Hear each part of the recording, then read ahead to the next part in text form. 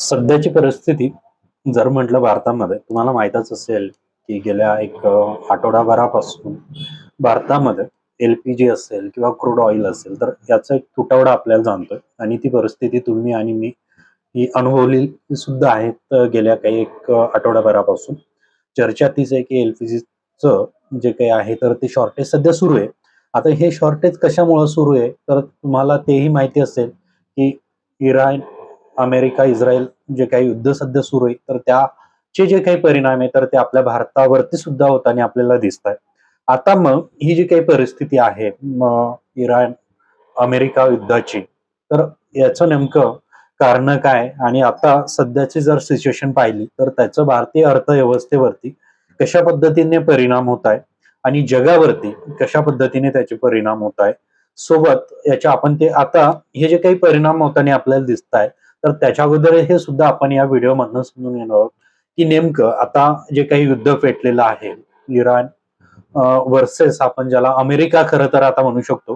खरं तर हे युद्ध मर्यादित होतं ते इराण आणि इस्रायलच्या बाबतीमध्ये.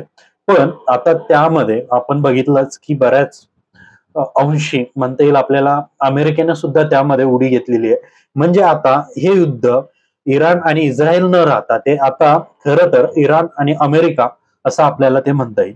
आता हे जे काही युद्ध आहे आपण चर्चा ऐकलीच. पण नेमकं आता अमेरिकेचं ह्या युद्धामध्ये एक उडी घ्यायचं कारण नेमकं काय? तर ते कारण एक 2-3 मोजकेच कारणं यामध्ये आपल्याला म्हणता येईल. तर त्यामध्ये पहिलं कारण म्हणजे की इराणची जी काही अणुऊर्जा निर्मिती तर ती कुठेतरी अमेरिकेला थांबवायची. कारण की अमेरिकेला हे नेहमीच वाटत गेलेलं आहे. मग ती इराण असेल किंवा बाकीचे काही राष्ट्र असेल तर त्याबद्दल की आमच्यासारखी जी काही अणुऊर्जा निर्मिती तर ते इतर देशांनी करू नये. त्यांना कुठेतरी डिस्टर्ब करावं. हा एक इनिशिएटिव्ह अमेरिकेचा कायम राहिलेला आपल्याला दिसतोय. तसा आता तो इराणबद्दल पण अमेरिकेचा आहे. दुसरं कारण म्हणजे की तेल आखाती राष्ट्र. आता हे जे काही इराण सारखे जे काही तेल आखाती राष्ट्र आहे, तर ते सर्वात जास्त ऑइल एक्सपोर्ट करत असतात जगातल्या इतर देशांना. तर त्यांचं कुठेतरी इकॉनॉमी डिस्टर्ब व्हावी आणि त्याचसोबत जर तुम्हाला माहिती असेल, रशिया, चायना आणि भारत सारखे जे काही राष्ट्र आहे, तर त्यासोबत या राष्ट्रांची सुद्धा इकॉनॉमी कुठेतरी डाऊन व्हावी, असं अमेरिकेला वाटत असतं. म्हणून अमेरिका या इराणला टार्गेट नेहमी करत असतो. आता मग याचा जो काही परिणाम आहे, तर तो जागतिक व्यापारावरती होताना आपल्याला दिसतोय. त्या परिणामामध्ये महत्वाचं म्हणजे की हार्मोन्सची जी काही सामुद्रधुनी आहे, तर त्यामधनं भारत सारखा देश म्हणजे जर आपण पाहिलं तर 50 ते 55% आयात किंवा एक्सपोर्ट जे काही होतं इराणचं भारतामध्ये, तर त्या समुद्रधुनीतून होत असतं. जर काही समुद्रधुनी डिस्टर्ब झाली, तर भारतासारख्या इतर जे काही राष्ट्र या समुद्रधुनीमधून आयात करत असतात तेलाची, तर ती सुद्धा डिस्टर्ब होते आणि टार्गेट तेच आहे अमेरिकेचं. इतर राष्ट्रांची सुद्धा इकॉनॉमी भारताप्रमाणे रशिया, चायना तर यांची सुद्धा इकॉनॉमी डिस्टर्ब व्हावी, ती डाऊन व्हावी. आता यामध्ये महत्वाचा मुद्दा काय की बाबा भारतामध्ये जेव्हा सध्या चर्चा सुरू आहे की बाबा एल-पी-जीचा तुटवडा जाणतोय, क्रूड ऑइलचा तुटवडा जाणतोय. तर यामध्ये भारताचं जे काही आपण बघितला साठा क्रूड ऑइलच्या बाबतीमध्ये, तो 60 ते 70 दिवसाचा तो सुद्धा साठा भारताकडे आहे. मग आता साठा असून सुद्धा ही चर्चा कुठेतरी कशाने होतेय, तर ती चर्चा होते की बऱ्याच लोकांना असं एक वाटलं की बाबा याचं शॉर्टेज येईल.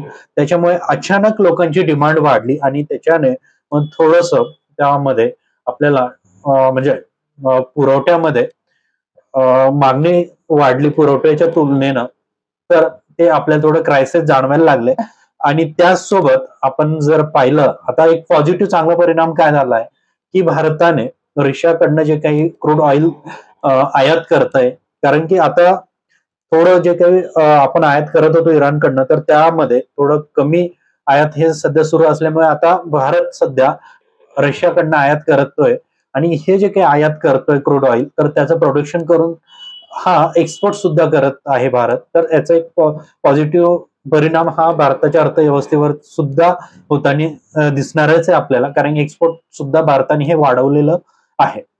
आता मग यामध्ये जे काही आहे तुम्हाला माहिती असेल की सध्या जे काही शेअर मार्केट आहे तर ते लाखोच्या घरामध्ये शेअर होल्डर जे होते तर त्यांचं नुकसान सुद्धा झालेलं आहे.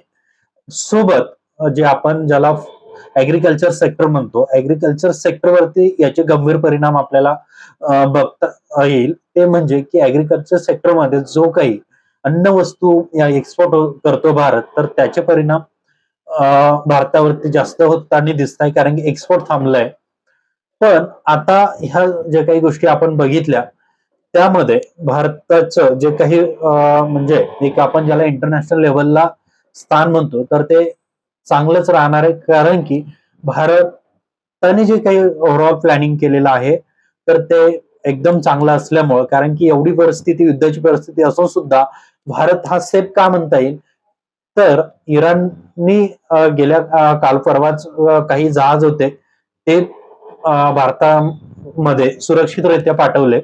सोबत रशियाचं सुद्धा सहकार्य आपल्याला भेटतं, कारण की रशियाकडनं आपण आता क्रूड ऑइल आयात करतोय आणि ते एक्सपोर्ट करतोय इतर जगातल्या देशांना. तर एक चांगला स्टँड भारताचा सध्या आहे. तर याचं म्हणजे निगेटिव्ह परिणाम होण्यापेक्षा पॉझिटिव्ह सुद्धा परिणाम या सर्व परिस्थितीवरून भारताला होताना आपल्याला दिसत आहे. तुम्हाला काय वाटतं या सर्व परिस्थितीमध्ये भारताबद्दल? तर त्याचं बद्दल तुमचं जे काही मत असेल तर ते नक्की कमेंट बॉक्समध्ये टाका. आणि हा जर का व्हिडिओ तुम्हाला आवडला असेल तर एकदा व्हिडिओला लाईक करा, तुमच्या मित्रांसोबत शेअर करा. धन्यवाद.